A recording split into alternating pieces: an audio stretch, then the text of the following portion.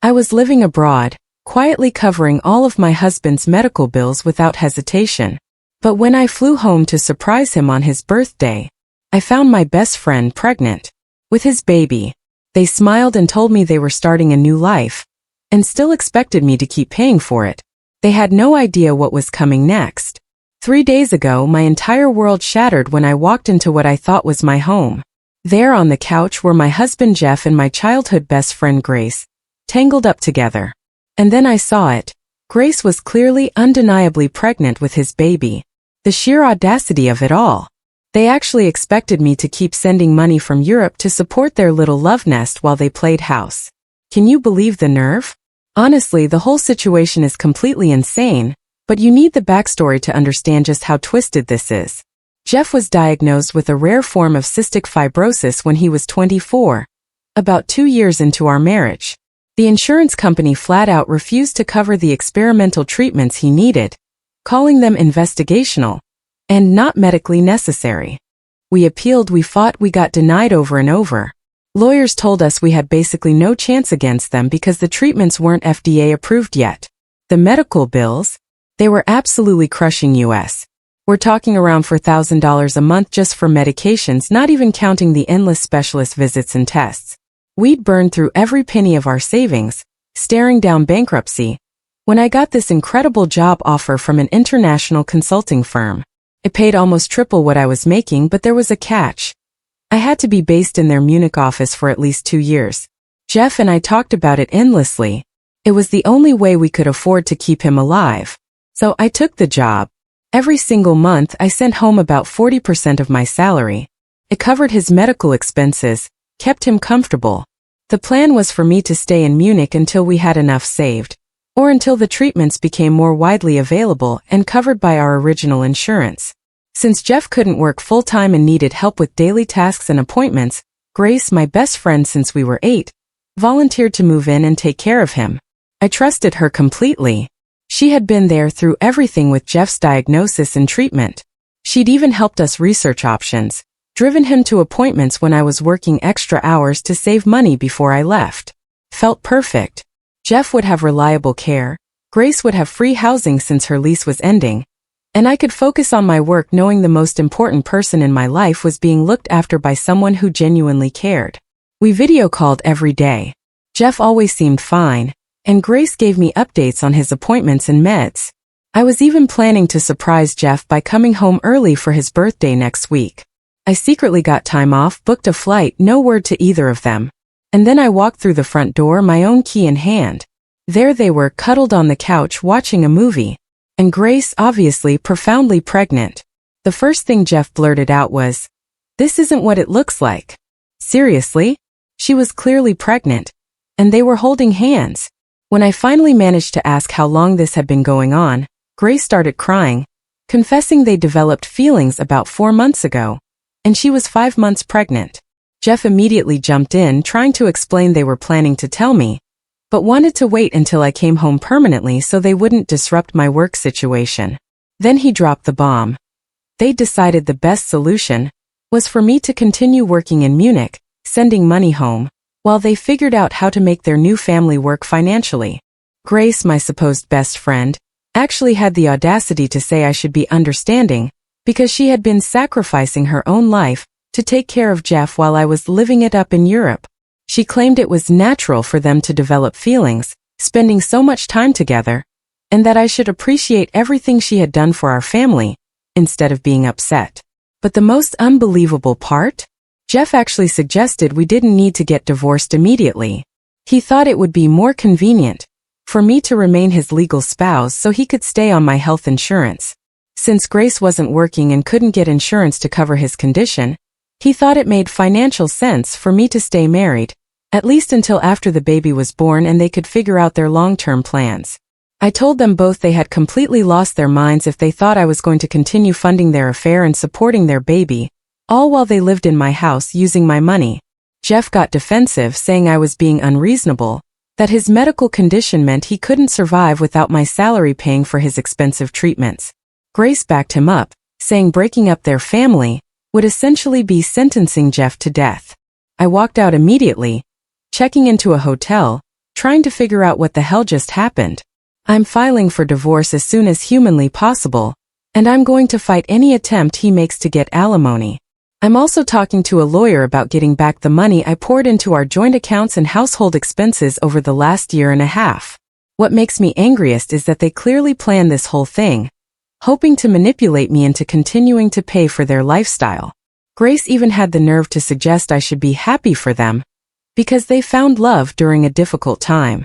As if I was supposed to celebrate the fact that my husband and best friend betrayed me while I was working myself to death in a foreign country to keep him alive.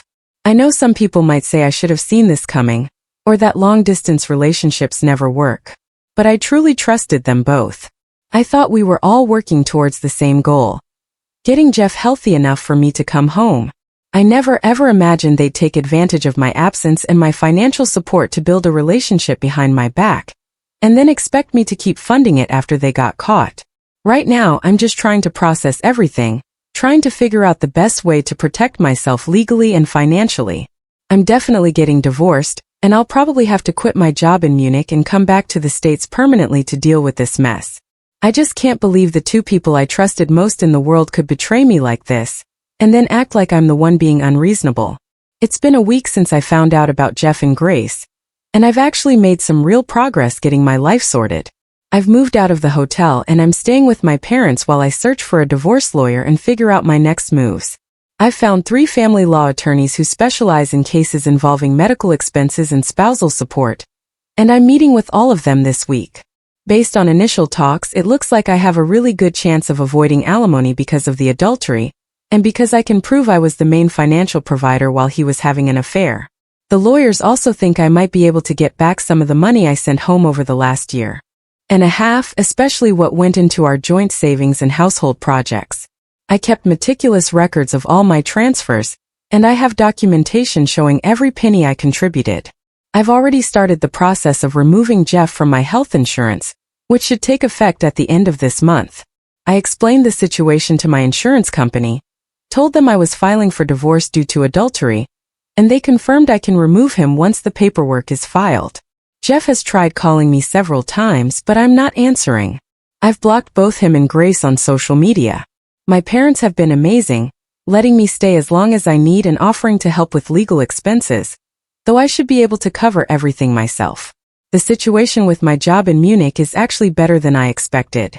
When I explained everything to my supervisor, she told me the company has been wanting to expand their domestic operations anyway. So they're letting me transfer to their Chicago office with a bit of a pay cut and some benefits removed, but it means I won't have to look for a new job while I'm dealing with the divorce. I've been thinking about how lucky I am that I caught them when I did. Grace's pregnancy would have made their affair obvious eventually. But if I'd stayed in Munich for several more months, they could have been planning their story, possibly hiding assets or making financial decisions that would have been so much harder for me to reverse later. I also realized they probably thought they had more time to break the news, since my original plan was to stay in Munich for at least another 6 months.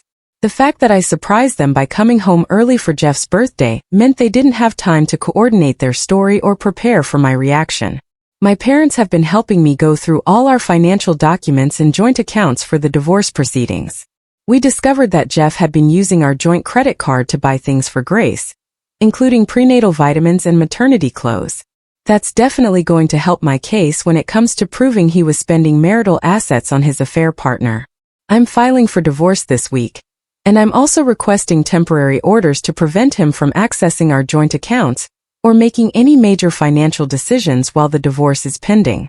I haven't heard anything from Grace since the day I caught them, but my parents told me her mother called yesterday to apologize for her daughter's behavior. Apparently, Grace's parents are completely disgusted by what she did and have told her they won't be supporting her financially during her pregnancy or helping with the baby once it's born. It's so strange to think that just 2 weeks ago, I thought I had a loving marriage and a loyal best friend. Now I'm planning a divorce and cutting ties with someone who was part of my life for over 20 years. But honestly, I'm starting to feel optimistic about my future. I know I'll be much better off without people who are willing to betray my trust and take advantage of my generosity. Yesterday, I officially filed for divorce and quit my job in Munich.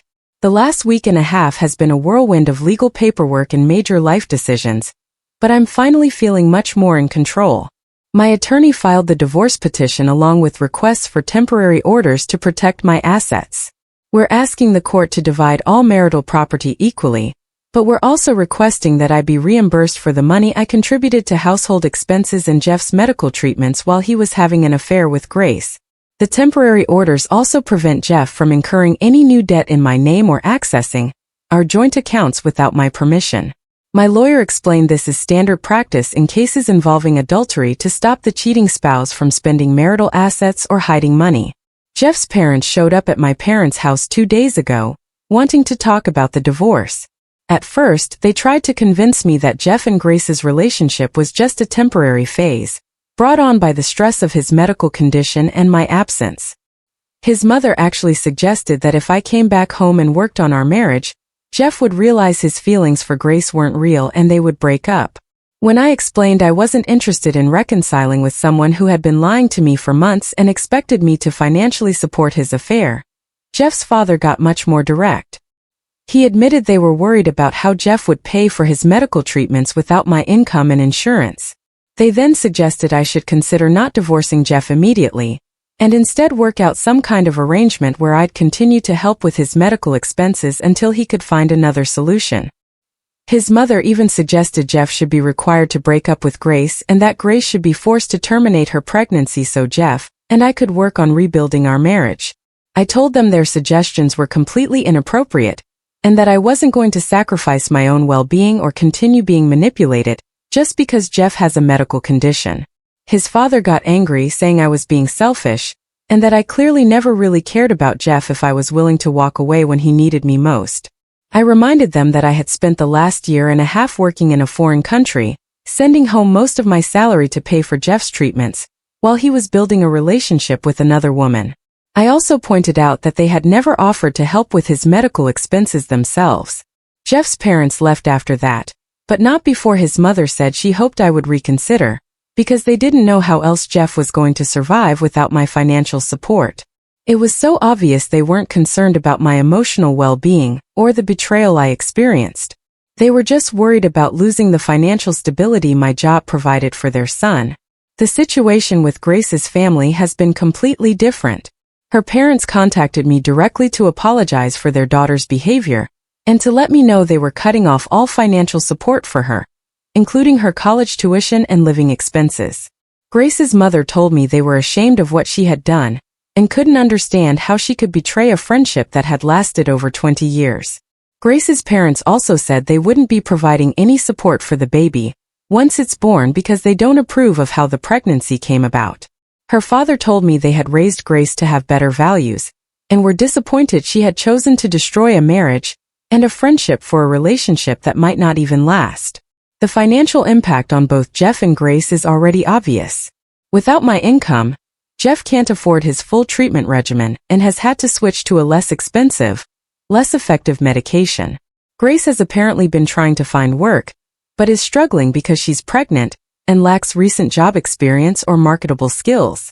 My lawyer told me Jeff will probably try to request spousal support, but she's confident we can fight it successfully because of the adultery. She also said the fact that Jeff was spending marital assets on Grace during their affair will work in my favor when it comes to property division. I'm starting my new job in Chicago next week, and I found a small apartment near the office that I can comfortably afford on my own. It feels so good to be making plans for my future, instead of constantly worrying about other people's financial and medical needs.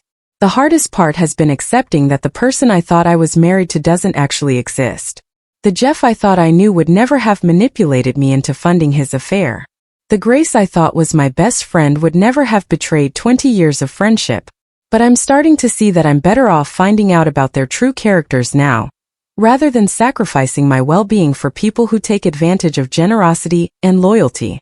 I'm looking forward to building a new life where I'm not constantly worried about supporting others who don't appreciate what I do. Jeff agreed to all the divorce terms and signed the paperwork a month ago, so now we just have to wait out the 60-day waiting period required in our state before the divorce is final. I'm honestly surprised he didn't try to fight the property division or request spousal support, but my lawyer thinks he probably realized he didn't have a strong legal position. Jeff had been asking to meet with me in person to discuss the divorce terms, But I refused.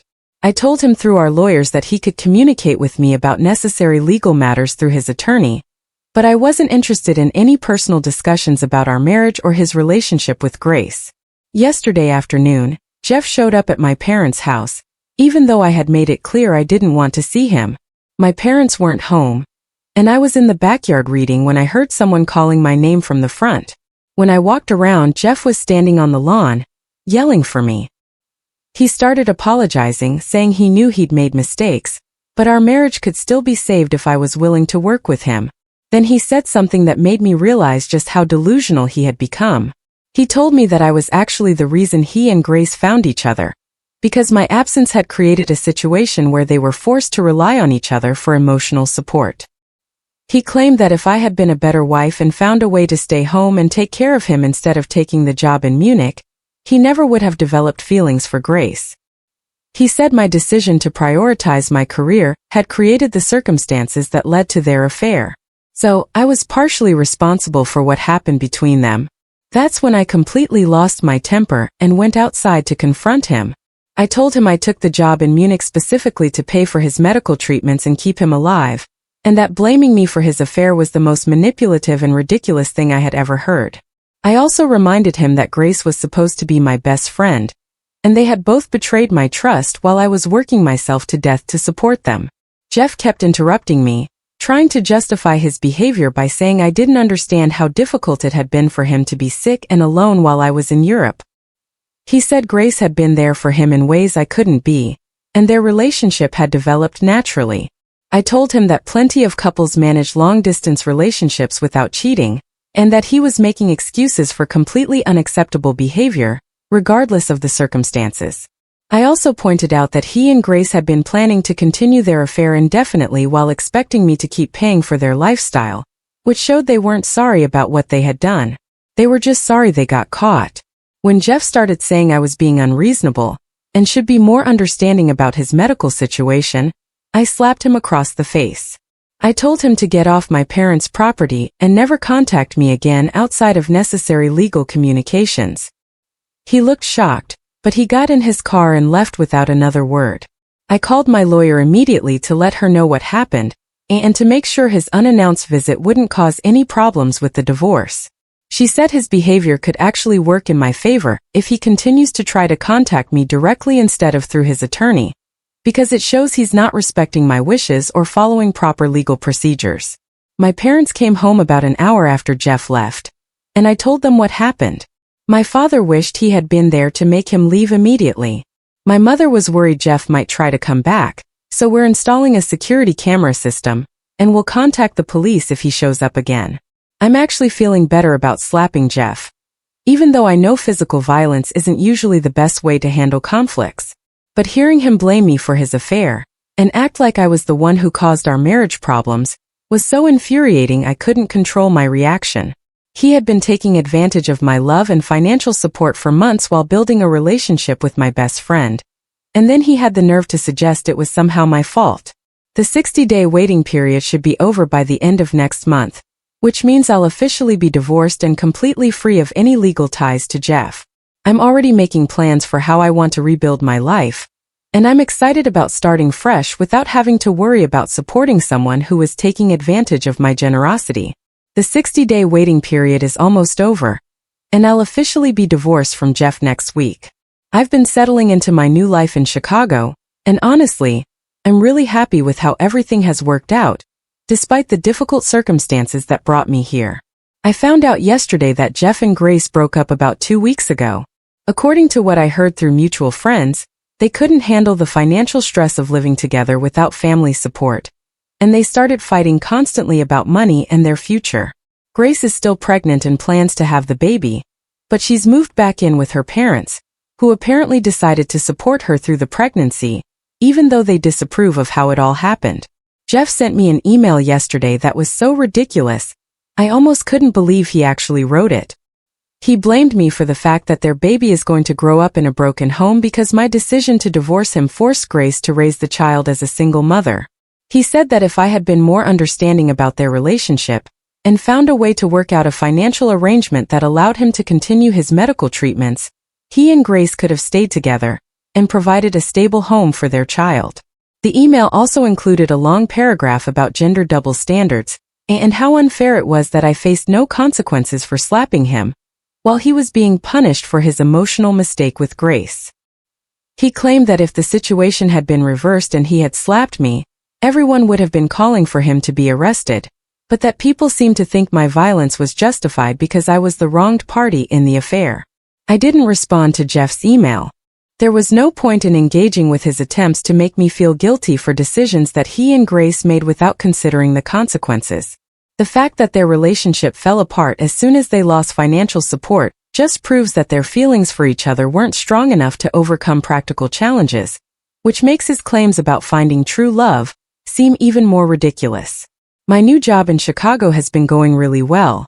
I'm making friends with my coworkers and enjoying having a social life again.